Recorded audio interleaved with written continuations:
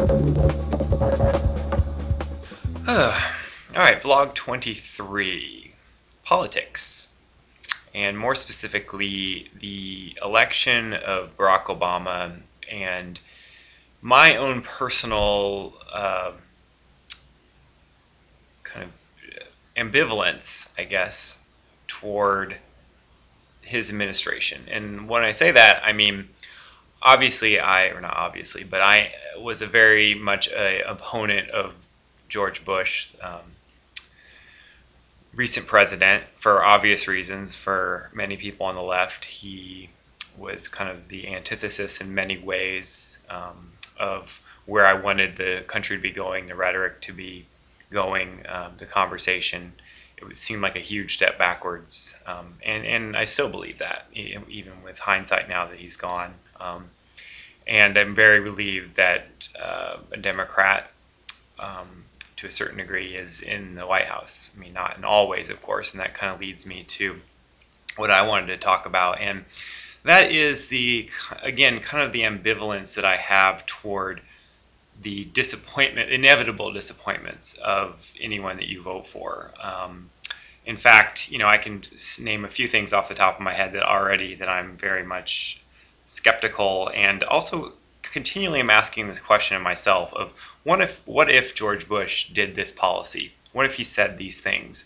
What would I think? And comparing that to Barack Obama and his administration. And I think that there is this tendency for myself to very much give him the benefit of the doubt on a lot of things that are potential controversies or mini scandals so far that have caused controversy at the very least, and also some significant disappointments.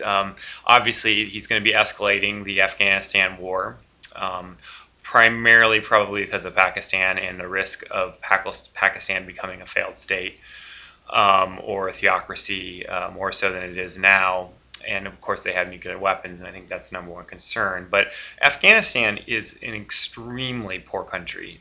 The literacy rate, I just looked this up, is estimated to be less than 30%. Less than 15% of women can read or write.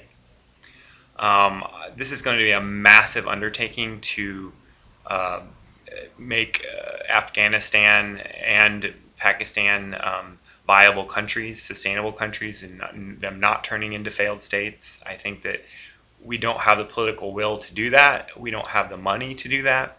So we're just throwing good money after really unlikely scenarios that are going to be satisfactory. I hope I'm wrong about that, and I disagree with Barack Obama that that's going to be a tremendous waste of blood and treasure, as they say. Another thing that I disagree with Obama about is his expansion of faith-based initiatives. The federal government, the program, dedicated monies to go for funding religious institutions that arguably do secular things, but there's a very much issues of proselytization with the money, indirectly or directly, preferred hiring of religious groups. Obviously, evangelical groups that get money they can have preference of hiring other evangelicals over other secular, other religious groups. Again, very questionable, separation of church and state issues. Another thing too with Barack Obama, and the reason why I voted against him in the primaries and voted for Hillary, because I was very much a Obama supporter, but became more and more on the fence. I liked Hillary a lot, actually, as well, in terms of her intellect and her command of the issues, which I felt like she was getting the best of Obama in most of the debates. She seemed to be more informed, more articulate with much of the more minute policy issues, which I respected a lot. Although I liked Obama and his charisma and his power of speaking is one of the most important abilities a president can have. But anyway, so this came down to the final day of literally the California primary, and I was reading a newspaper, and there was an article about Willie Brown, who is the, I think, first black mayor of San Francisco. Fairly popular, although very controversial.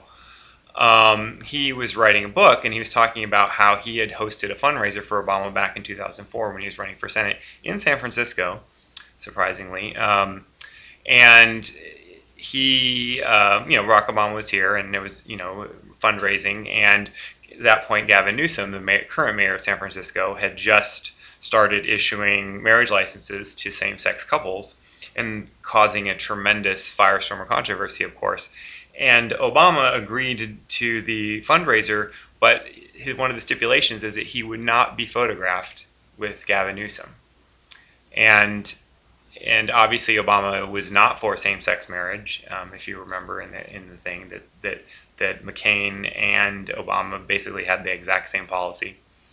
And so there are things where he's doing things that are at best politically expedient, and at worst things that I'm philosophically 180 opposed to.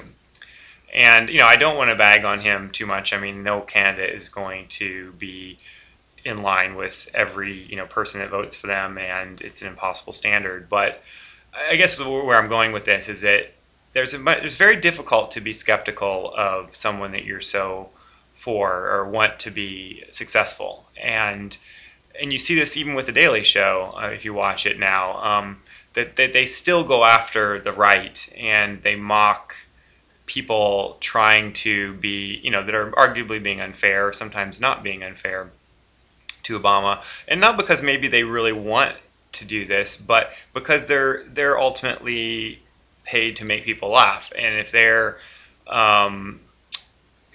disparaging Obama or mocking or ridiculing him fairly, even though that may be what is right for the satire and really the role of The Daily Show in some ways, that they don't get the laughs, and so they don't do it.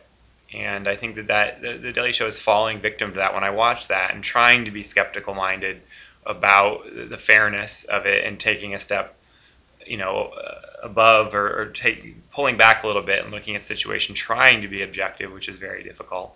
I see that, and it really kind of it doesn't necessarily chills down my spine, but it definitely makes me feel like I'm being the equivalent of what a George Bush supporter was, 4 years ago, and that really bothers me.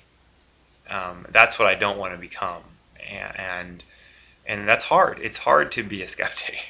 It really is, and that's why I think there's so few really good skeptics out there, because it hurts to know that someone you're supporting is doing something you don't agree with, and you become, it becomes cognitive dissonance, and that's not a very positive emotional state, and it's one of the flaws of the human mind, unfortunately. So anyway, that's kind of my these vlogs, I mean, I kind of get preachy, and I don't really mean to. I just feel like I'm trying to make things, just trying to be a good skeptic, and that kind of makes you kind of go against maybe the status quo, or what people want to hear. And I really don't mean to be preachy. I just try to put these ideas out there, hopefully get people to think, and also encourage myself to think when I make these vlogs. So anyway, I'll see you guys tomorrow. Bye-bye.